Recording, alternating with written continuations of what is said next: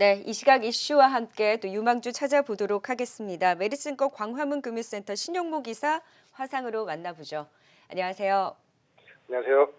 네, 현재 이 시각 지금 저희가 방송을 진행하고 있는 동안에 약세로 전환한 이후 코스닥 시장은 0.7%까지 낙폭을 키우면서 지금 개장하고 나서 내내 등락을 거듭하는 계속 관망을 하는 움직임의 흐름이 나오고 있습니다. 외국가 기관의 매도세가 다소 커지고 있는데요. 지금 흐름을 좀 어떻게 지켜보셨을까요?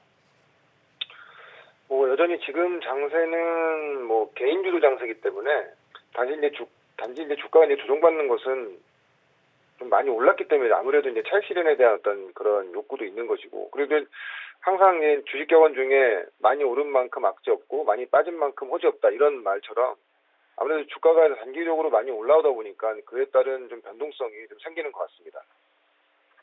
네. 시장의 그 흐름에 대해서 일단은 조지아주 상원 선거에 대한 관망까지 있기 때문에 오늘의 일단은 이러한 조정과 또 쉬어감에 있어서는 크게 걱정하지 않아도 되는 거겠죠?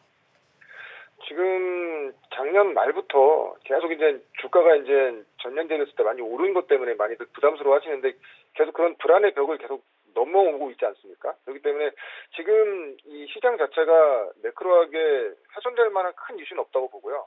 미국 장도 그렇고 유럽 장도 그렇고 지금 분명한 것은 좀 어느 정도 경계 심리는 있는 건 맞지만 당장의 어떤 지수 자체를 훼손할 만한 큰 이슈는 없다고 보기 때문에 이렇게 단기적인 어떤 흐름으로 보시는 것이 좋을 것 같습니다.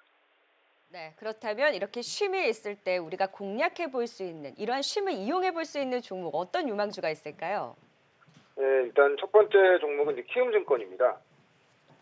네. 증권주 네, 안에서 키움증권 어제도 좀 상승폭을 확대하는 모습이었는데 아무래도 지수 사상 최고가에 대한 기대를 반영할 수 있을까요? 아무래도 이제 지수 3천 시대를 눈앞에 두고 있는 시점이기 때문에 당연히 MS 1위인 키움증권의 수혜가 좀 예상이 많이 되고 있고요. 아시겠지만 그 위탁 수익률, 특히 이제 리테일 쪽의 수익이 상당히 좋아지고 있죠. 전년을 지금 돌이켜 보면 작년 1월에 한 그 거래대금이 한 코스피 코스닥 시장 양 시장 합쳐서 한 11조 정도가 됐는데 한 12월에는 30조가 넘었거든요.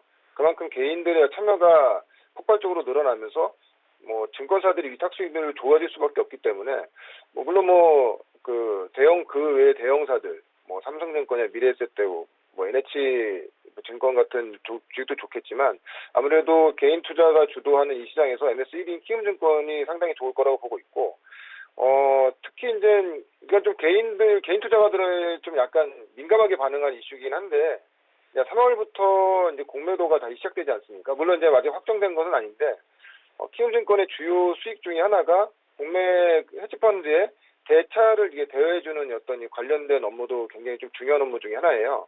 그렇게 된다고 하면은 단순히 위탁 수익이 증가에 따른 성장세 외에도 3월 이후에는 대차 관련된 어떤 그 수혜도 모멘텀이 있기 때문에 지금 정도 구간에서는 3천을 앞둔 시점에서는 증권주를 꼭 한 종목쯤은 편입이 돼야 된다고 생각했을 때 키움증권이 지금 구간에서는 좋을 것 같고요. 목표가는 16만 원, 손절가는 12만 원 말씀드리겠습니다.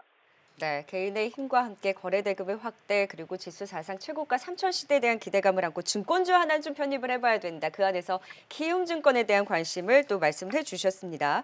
자, 바로 이어서 오늘도 이제 바이오주들이 굉장히 강한 움직임 일부 또 신규 상장주라든지 신선한 종목들 중심으로 나타나고 있는데 바이오주를 편입하고 싶다면 또 어떤 종목을 지켜보면 좋을까요?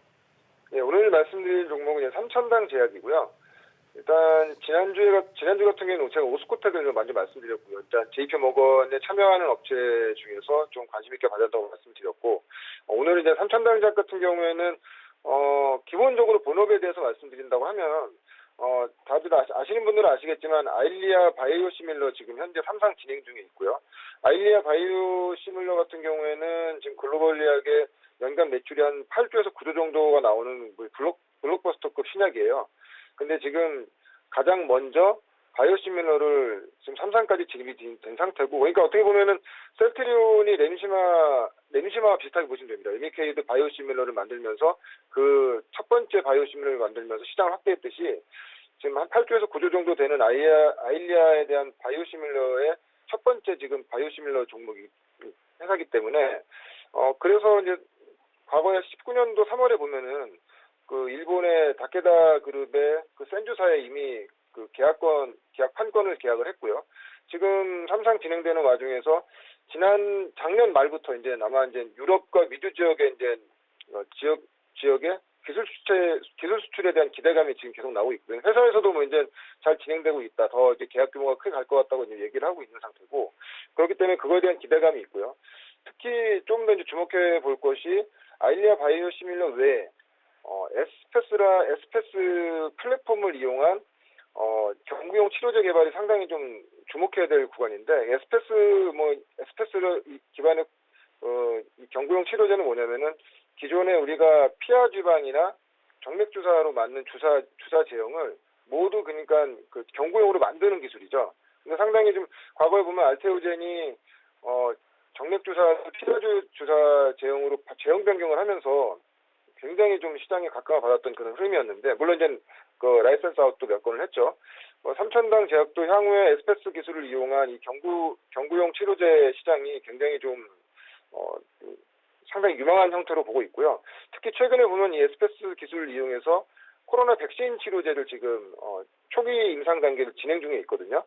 아시겠지만 만약에 코로나 백신 치료제가 지금 우리가 주사를 맞는 것을 경구용으로 먹는다고 하면 어떻게 보면은 이제 이 기존의 이제 백신 같은 경우에는 초저온 냉동이라든지 냉장 시설 등의 어떤 이런 그 이동의 제약이 있지만, 우리가 경구용으로 먹는다고 하면은 굉장히 간단하겠죠. 특히 이제 저개발 국가 같은 경우에는 아마 상당히 좀 좋은 그런 그 계약도 많이 나올 거라고 예상하고 있는데, 아무튼 지금은 이게 지금 전인상 쪽에서 이번에 상당히 좀 좋은 효과가 나와서 추후에 이제 미국이나 인도, 우리나라에서도 다국가 임상을 진행할 거라는 어떤 그 기대감이 있거든요. 그래서 지난 12월에 보면은 이 기대감으로 상한가까지 갔었는데, 아마 이제 임상 진행되면서 계속 이런 거에 대한 기대감이 있을 거라고 보고 있고요.